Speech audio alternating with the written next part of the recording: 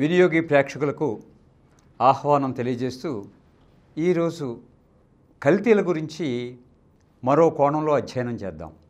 కల్తీలు జరుగుతున్నాయి, అధికారులు ఎంతమందికి ఉన్నప్పటికీ కూడా జరుగుతూనే ఉంటాయి. ఎందుకంటే వినియోగదారుల్లో ప్రత్యేకమైన శ్రద్ధ లేదు వాటి పట్ల. మనం ఎవరినో నిందించొద్దు, మనల్ని మనమే నిందించుకుందాం. మన నిర్లక్ష్యానికి, మన నిర్లిప్తతకి. ఏదైనా జరిగితే మనకు కదా వచ్చేది. మరి మనకే శ్రద్ధ లేకపోతే FSSAI ఒక చట్టం ఉంది. ఆ చట్టాన్ని అంటే ఆహార పదార్థాలు విక్రయించే ప్రతి ఒక్కరు కూడా ఆ చట్టం కింద లైసెన్స్ తీసుకోవాలి. వాళ్ళు కల్తీలు లేని, కల్మషం లేని ఆహార పదార్థాలని వినియోగదారులకు అందివ్వాలి. ఇవన్నీ ఉన్నాయి రూల్ బుక్లో. అయినప్పటికీ రోడ్డు మీద పెట్టిన బండిలో దుమ్మి ధూళి పడదా? అవి పడకుండానే మనకు అందిస్తున్నాడా? అంటే రోడ్డు పక్కన ఉంది రెస్టారెంట్, బస్సులు అన్నీ వెళ్తాయి.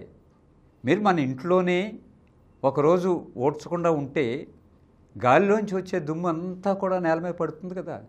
అలాంటిది రోడ్డు పక్కనే ఉన్న ఈ రెస్టారెంట్ల మీద ఎక్కువ ట్రాఫిక్ వెళ్తున్నా అక్కడ ధూళి పడదా? దాన్ని అరికట్టడం సంభవం కాదు. కాబట్టి దాన్ని వదిలి మిగతావన్నీ మాట్లాడుకుంటున్నాం. అజినోమోటో లేదా చైనా ఉప్పు, సోడియం గ్లూటామేట్, ఏ పేరుతో పిలిచినా అది రెస్టారెంట్లో ఉపయోగించకపోతే ఆ ఘుమఘుమలు, ఆ రుచి వినియోగదారుడికి రావు. అప్పుడు వినియోగదారుడు పెద్దగా శ్రద్ధ పెట్టాడు ఆ రెస్టారెంట్కి వెళ్ళటానికి. ఇలా జరుగుతున్న ఈ తరుణంలో వాటి వినియోగం కూడా ఆపలేకపోయారు. మోనోసోడియం గ్లూటామేట్ అనేది ఒక కెమికల్. అది మనుషులు తీసుకోవాల్సింది కాదు. కానీ ఈ లోపల కొంతమంది ఆ మోనోసోడియం గ్లూటామేట్ వల్ల ఆరోగ్యానికి ఈ లాభాలు ఉన్నాయని ఒక కొత్త వాదన తీసుకొచ్చారు. అదే కాఫీలాగే. కాఫీ తాగటం మంచిది కాదు, కెఫెయిన్ అన్నది ఆరోగ్యాన్ని పాడు చేస్తుంది, మీ హార్మోనల్ బ్యాలెన్సెస్ని తప్పిస్తుంది అని చెప్తున్నారు. మరో పక్క కాఫీ మ్యానుఫ్యాక్చరర్స్ అసోసియేషన్ కానివ్వండి, ఇంకొకళ్ళు కానివ్వండి, డీలర్స్ కానివ్వండి, వాళ్ళేమంటున్నారు? కాఫీ తాగటం వల్ల మీ గుండె సేఫ్గా ఉంటుంది అని చెప్తున్నారు. ఇదే ఈ మోనోసోడియం గ్లూటామేట్ కూడా వర్తిస్తుంది.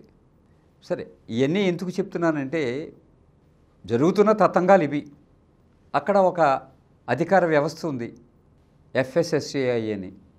వాళ్ళు రేస్ చేస్తున్నారు అద్భుతంగా. ఈ మధ్యకాలంలో మరీ యాక్టివ్ అయ్యారు. ప్రభుత్వం మొబైల్ ల్యాబ్స్ పెట్టింది. ల్యాబ్ ఎక్కడో ఉందంటే ఎవరు పంపిస్తారు అక్కడికి? కళ్ళెదురుగుండా ఉందంటే అయ్యా దీంట్లో ఏమైనా కల్తీ జరిగిందేమో చూడండి అని అడగడానికి అవకాశం ఉంది. అలా చేసినప్పుడు ఏం చేయాలంటే ఆ కల్తీ నిర్ధారణ పరీక్షకి డబ్బులు వసూలు చేయకూడదు.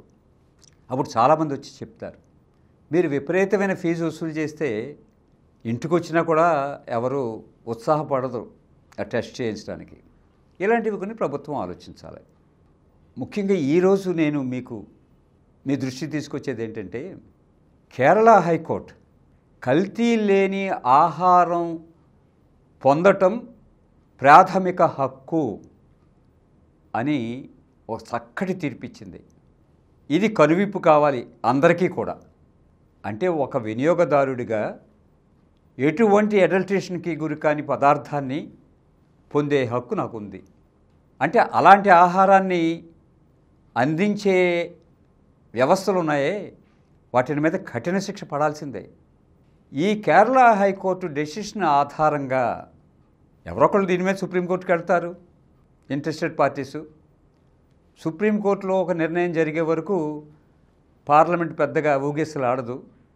సుప్రీంకోర్టు నిర్ణయం చేస్తే కేరళ హైకోర్టు ఇచ్చిన తీర్పు సవ్యమైనదే అని తప్పనిసరిగా చట్టాల్లో మార్పులు వస్తాయి. యంత్రాంగాన్ని మరింత పటిష్టపరచవలసిన అవసరం వస్తుంది. అప్పుడు వినియోగదారులకి చక్కటి ఫుడ్ దొరకడానికి అవకాశం ఉంది. ఈ విషయం చెప్పాలని ఈ అంశాన్ని మీ ముందు పెడుతున్నాను. సెలవు. ఈ కార్యక్రమం మీకు ఎంతో నచ్చింది కదా.